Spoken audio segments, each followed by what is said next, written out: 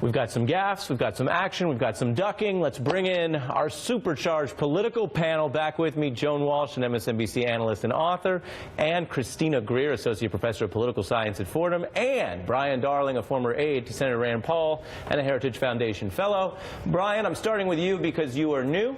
I just rattle off a bunch of stuff. What is your sense of this evolving young administration, how they're dealing with some of these errors, some of which you could argue are unforced? Well, they haven't proven very good at ducking questions, I'll tell you that.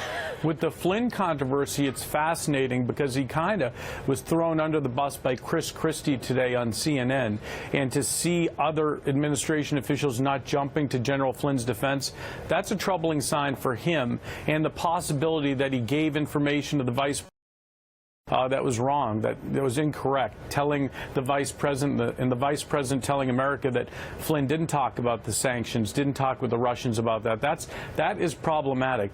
I think with Kellyanne Conway, it's a bit of a mountain out of a molehill. I believe she probably was trying to be funny and tell a joke, and there is a real question as to whether she was using her official position to actually pimp a product or promote a product. I mean, she was on Fox News and she tried to make a quip. I think that was troublesome in a sense because she had to dial it back and walk it back and played a whole day explaining herself away. But this administration is clearly having growing pains. They're having a very difficult time communicating, and hopefully they can get a little better at it as time goes on. Joan?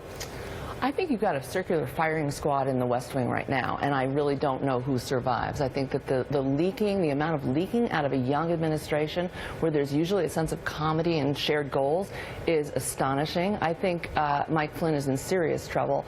I don't know how he survives in a normal situation. I would say to you, he's going to be gone very quickly. But this is not a normal situation, and Trump seems to be very loyal to him. But you definitely have people who are feuding, who don't have one another's backs, who are elevating people's the gaffes and misstatements. And you have Stephen Miller, who's almost as good as Kellyanne in ducking and just barraging you with almost meaningless factoids that keep him from answering the question. And Christina, take a listen to President Trump on the plane, his version of a response or a non-response to this Flynn issue, which is a serious question about our statecraft and whether something was being done to undermine the U.S. government position towards Russia. Take a listen. I don't know about it. I haven't seen it. What report is that? Washington Post is reporting that he talked to the ambassador to Russia before you were inaugurated about sanctions, maybe trying to... Look at that.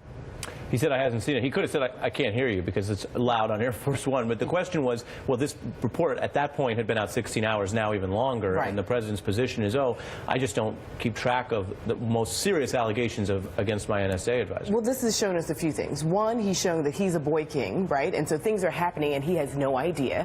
Two, he's already told us that he doesn't like to read. He doesn't believe in reading. He thinks it's a waste of time. Three, he's showing us that he doesn't understand the Constitution. He hasn't read the Constitution. He hasn't even read the Federalist Papers, because if he'd read the Federalist Papers, he'd see what Joan is saying, which is Federalist 10, where it talks about factions. And he's got way too many factions in his own camp, in his own party. We can't have people on the Saturday shows contradicting people on the Sunday shows. You can't have people on the left side of your office contradicting people on the right side of your office. And so right now, you know, Trump's loyalty can be very strong, and then it fades, right? You have Gorsuch, who's essentially going out for self, saying, well, you know, these comments are sort of demoralizing. Yeah. And, you know, I'm distancing myself from the president, because he doesn't need the president anymore, because he needs the Democrats, actually, to become a Supreme Court nominee, or to become a Supreme Court justice. So we're seeing not just the circular firing squad, but people who pretty soon will start to not just eat their young, but eat their colleagues as well. And pretty soon it's going to turn on the president. Like, if he isn't reading briefs, if he is not understanding things, if he's not interested, right? You can only use him, but for so long, until you realize you don't need him to actually get your own agenda passed. And it might be easier to get rid of him at a certain point in time. Well, Brian, let me bring you in. There are allegations there of both ignorance and what I believe was widespread political cannibalism, I think is what Christina's getting at. Is that fair to this administration, Brian, or what's your view? Not at all. I don't think it's fair. I think that President Trump has followed through in the promises that he made to the American people. I mean, I think people are getting mad at him because he's actually following through with his promises. And look at Compare it with what he's doing to Congress. Congress promised to repeal Obamacare. They're dragging their feet on that. They're supposed to help President Trump reform the tax code and give us tax reform and tax cuts. They're not doing anything on that. So if you look at the difference between the president, who's actually following through in his promises, and congressional Republicans, the congressional Republicans are the ones that are falling down on their face, and President Trump is the one who's actually checking off his list of presidential promises one by one, and he's doing them very quickly. I guess, Brian, I would challenge you a bit on that, because I think President Trump actually is the one who played a role in slowing down the House Republicans, because he started hearing all the flack from people who didn't believe that he was really going to repeal it, who thought he would replace it first, and he has been a voice of caution in terms of repealing before replacing. And I think he doesn't want to. I really don't think he wants to get stuck with the political nightmare of repealing without replacing, and they just can't replace. They can't agree on a replacement. Well, they can just repeal. They can flat out repeal it. That's what they promised the American people, and they need to follow through with that promise. He promised to repeal and replace. He promised to put something else in place. I don't believe him. I didn't vote for him. I don't like him. But he did all along say, I'm not going to strip you all of all your coverage, you people who've gotten coverage. And now he sees that I never defend him, Brian. I just have to say, I think that he sees dysfunction in the Republicans, but he's also contributing to it, because he does not want to make the tough decisions involved in it, certainly in just repealing and saying goodbye to your health care, 30 million people. Brian, and then Christina. I say goodbye to Obamacare. That's what the American people voted for. They don't like it. They don't want it. Their premiums are going through the roof. They're not getting what they were promised. They had to drop that. Many of them had to healthcare plans and get new doctors. They don't like it. And going back to the system we had before we had Obamacare would not be the end of the world.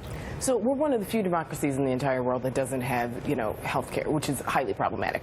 Two, when we polled Republicans, half of them didn't understand that Obamacare was also the ACA. Three, Republicans had 8 years of fighting Obama to figure out what they wanted to replace or repair Obamacare with. They just wanted to be the party of no and never actually had a plan. So there is chaos, because the president is trying to sort of speak out of both sides of his mouth. And now Republicans are going back to their home districts saying, okay, we're going to repeal it just like the president said. And now people are realizing they actually need this health care, right? There is something called health care that they actually, it may be expensive and it's absolutely not perfect. It's never been more popular in the polls than it is right now. Right. So, I mean, I think also this particular president contributes to the chaos, because what we argue about and read about the president in the morning is usually not what we have to deal with during lunchtime, and it's usually not what we're talking about at dinner time. So it's hard for the Republicans to actually get forward with an agenda when you're dealing with someone who's saying and doing things on a whim. You must be part professor and part lawyer, because your concluding arguments match your opening arguments. Now I know exactly what your point was. Christina Greer and Joan Walsh, thank you.